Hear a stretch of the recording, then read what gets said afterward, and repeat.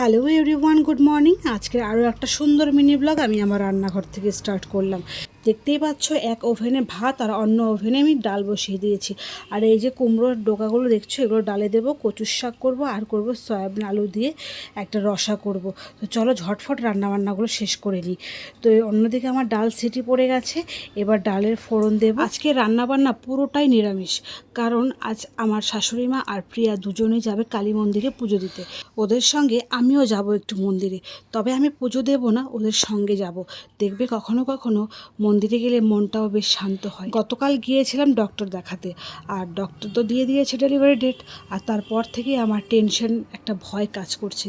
একদিকে আনন্দ অনুভবও করছি, যেহেতু আমার ছোট্ট পুচকোটাকে দেখতে পাবো, সেই আনন্দ ভেবে হাসছে। আবার কখনো কখনো ভীষণ ভয়ও পাচ্ছে, জানি না আমার সঙ্গে কি কি হতে চলেছে এটা ভেবে। তাই এই সব টেনশনের থেকে একটু শান্তিতে থাকার জন্য প্রিয়া আর মায়ের সঙ্গে চলে গেছিলাম মন্দিরে। রান্নাবান্না শেষ হতে না হতে ওইদিকে মেঘ কালো করে এসছে, মনে হচ্ছে ঝমঝমিয়ে বৃষ্টি পড়বে। ওই দেখো, যে কথা সেই কাজ।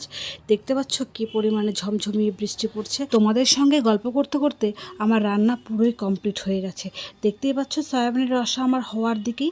এখন সব শেষে একটু গরম মশলা গুঁড়ো আর একটু ঘি ছড়িয়ে নামিয়ে নেব। রান্নাবান্না শেষ করতে করতে ঘড়িতে তখন প্রায় বেলা 12টার কাছাকাছি।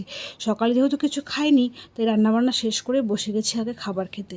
খাবার দাবার খেয়ে স্নান ধান করে একেবারে রেডি হয়ে নিয়েছি মন্দিরে যাওয়ার জন্য। তো চলো টুকটুক করে হাঁটতে হাঁটতে এবার মন্দিরের দিকে যাওয়া। ঘর থেকে বেরিয়ে দেখি ওদের এখনও কারোরই কোনো কিছু হয়নি, পূজার যোগাযন্ত্রই এখনও অবধি চলছে।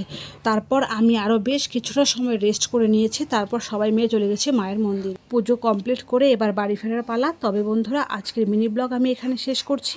তোমরা সকলে সুস্থ থেকো, ভালো থেকো। আবার দেখা হবে সুন্দর আর একটা নতুন মিনি ব্লগে।